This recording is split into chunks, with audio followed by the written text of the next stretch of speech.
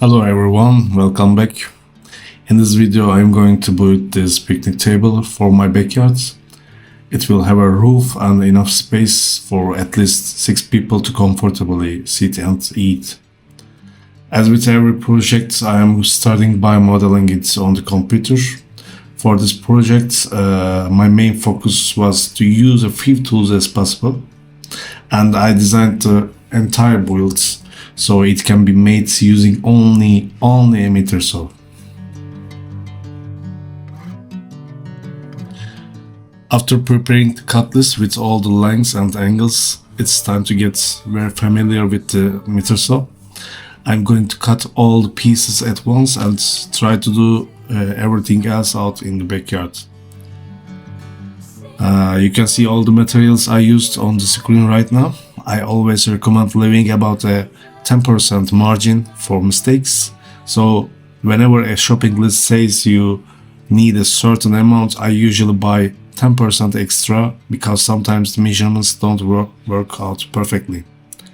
I bought all the lumber in roughly 7 foot or 2 meters length, since there aren't any larger parts in this project anyway. You can find the full cut list and the detailed build guide through the link in the description. Once all the pieces were cut to the correct angles and dimensions, I brought everything out into the backyard. Since there are quite a lot of parts, I labeled each one with letters just like in the PDF to avoid any confusion. From this point, it's going to be an IKEA style assembly. I prepared the spot in the backyard where I am going to place the table. Since this is a pretty heavy project, I wouldn't really recommend assembling it somewhere else and then trying to move it. And now we are reached every woodworker's favorite part: sanding. Yeah.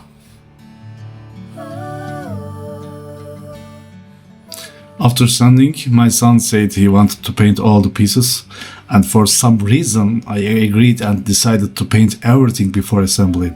That turned out to be the biggest mistake in this project.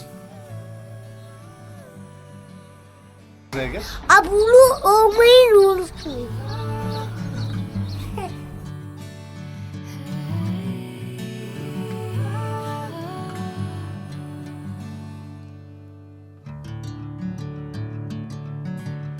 Especially when I realized that the paint had actually expired years ago. It was already too late. The result was a really bad finish that I wasn't happy with at all. And I can't even describe how difficult it was to paint everything before assembling it. The first step of the assembly was also the only one that really required perfect alignment. I used 2x4 here to align the legs. After joining the table legs at the correct points, everything has become much more easier. I only had to spend a bit of time figuring out the correct positioning for the legs.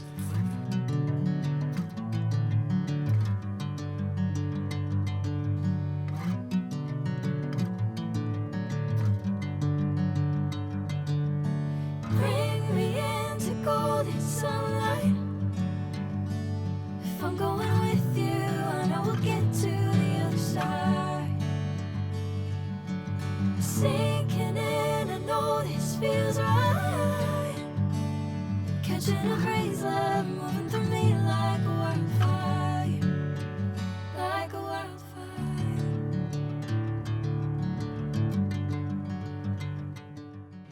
The second leg was much easier to make because I simply placed it on top of the first one and scraped it at the same points. Taking my sweet time. Whatever the plan, I know I'm holding the best of me out of my. To make sure the legs were attached at the correct distance, I temporarily held everything in place using a long piece and 2 clamps. Then, by connecting the side pieces, the main frame started to take shape. At this point, you might need a bit of help when screwing in the lower parts. I'm using here the small screws for thinner parts. through me like a wildfire, like a wildfire.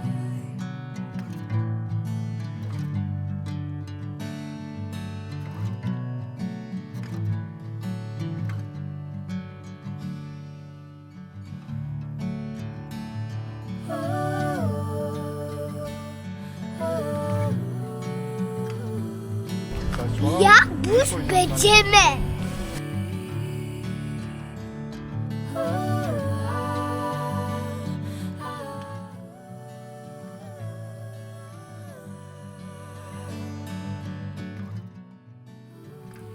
After my son took our highly professional measurements, I checked the lengths of the both diagonals to make sure the frame was perfectly square.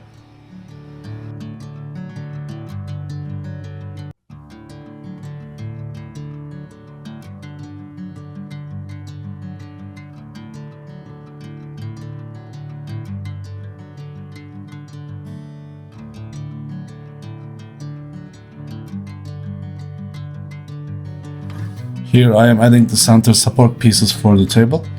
These parts will prevent the tabletop from bending when weight is applied in the middle.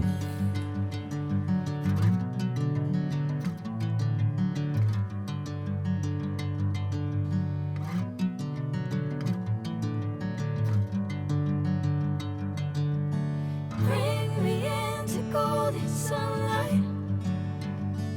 If I'm going with you, I know we'll get to the other side. Sinking in, I know this feels right. Catching a breeze like I made a small mistake here. The support pieces didn't line up with the height of the table. The reason was that I aligned them from the top instead of the bottom here. These pieces should be aligned from the bottom so they match the table height correctly.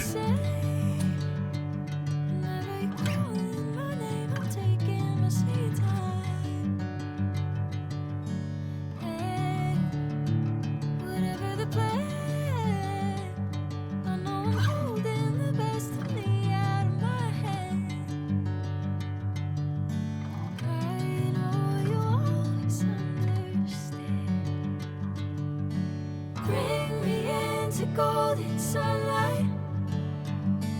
If I'm going with you, I know we'll get to the other side.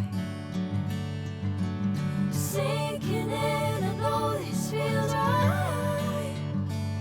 Catching a breeze, love moving through me like a wildfire, like a wildfire.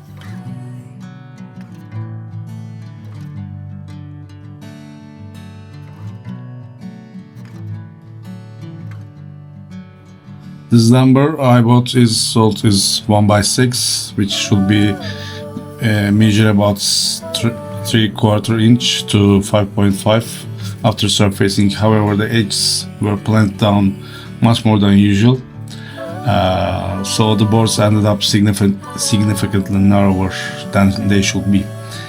Since they are only 5 inch wide, the gaps between the boards become about half an inch wider, which isn't acceptable spacing for this project. To compensate for that, I will shorten the center support piece slightly and balance everything out. I will keep the gaps between the boards as narrow as they are supposed to be, and then trim the excess length from the center support piece equally from both sides.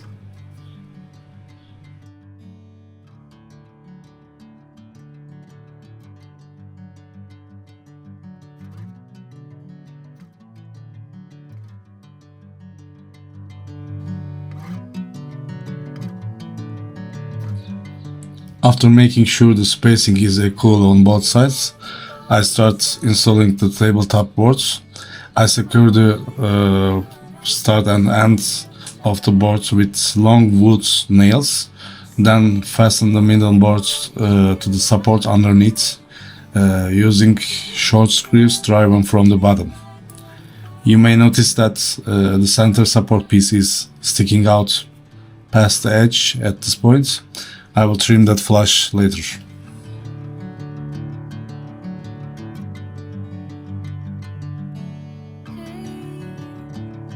Never the same.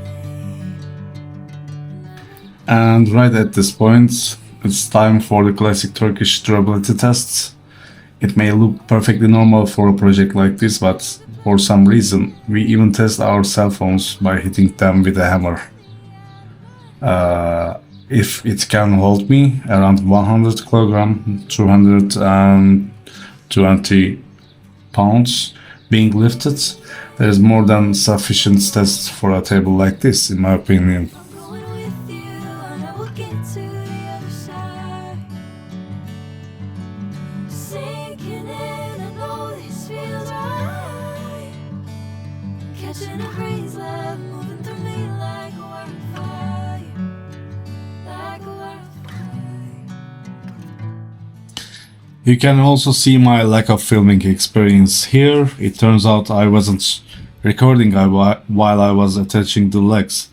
But if you have cut all the pieces correctly, all you need to do is position them with equal spacing and screw them in place. For the seat, I am fastening the 2x4 boards while leaving small gaps between them. The support piece underneath the center of the seat isn't there just for extra strength. It is actually essential because it allows all the boards to flex together and distribute the load evenly across the entire seat.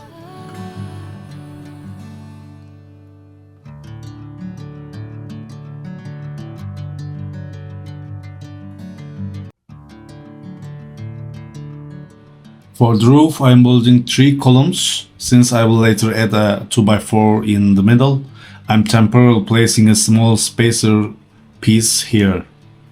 Make sure all 3 columns are cut to the exact same length or assembly exact same length.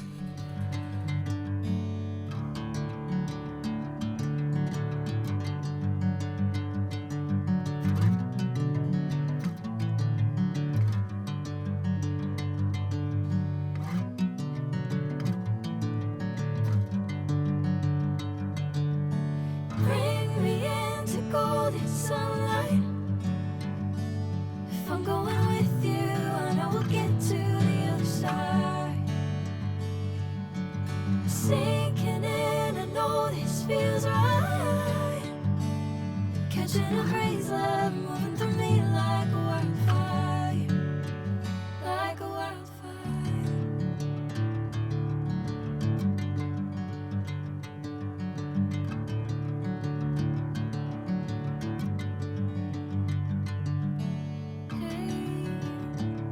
Never the same. Never you calling my name, I'm taking my sweet time. Hey, whatever the plan, I know I'm holding the best of me out of my head. I know you always understand. Bring me into golden sunlight. If I'm going with you, I know we'll get to the other side. Sinking in, I know this feels right. When installing the center beam, you can gently push it upward from underneath with your shoulder to help it slide into place more easily. Because of the weight, it tends to flex downward, so it's unlikely to fit on its own.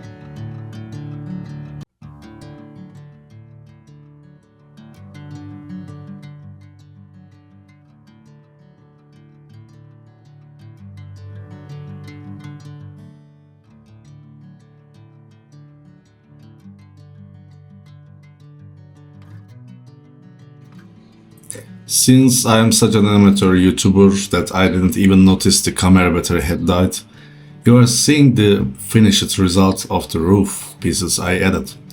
I installed all the 1x4 boards with equal spacing between each one and made sure they had the same overhang on both ends.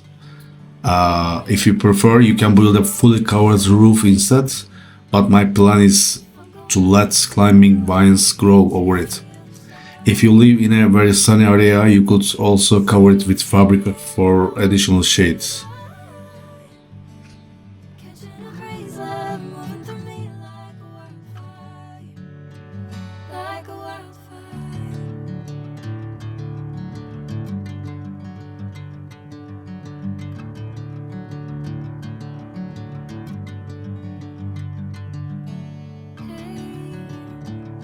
Never the same. Whenever you calling my name, I'm taking my sweet time. Hey, whatever the plan, I know I'm holding the best of me out of my hand. I know you always understand. Bring me into golden sunlight. If I'm going with you, I know we'll get to the other side. Sinking in. A couple of days later, I designed an additional backrest so this table could be used not only for sitting but also for lounging. It's not permanently attached to the table and can be easily installed or removed whenever needed. You will find all the details for it in the plans as well.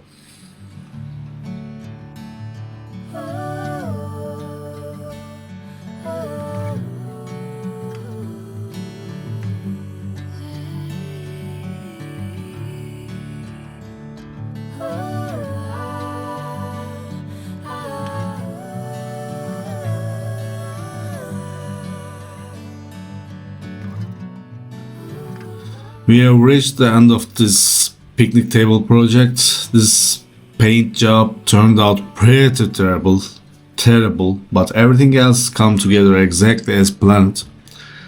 You can find the project plans through the link in the description. I will share an update on the vines in about a year after this video. Hopefully they will have completely covered the roof by then. Don't forget to subscribe to the channel and thanks for watching.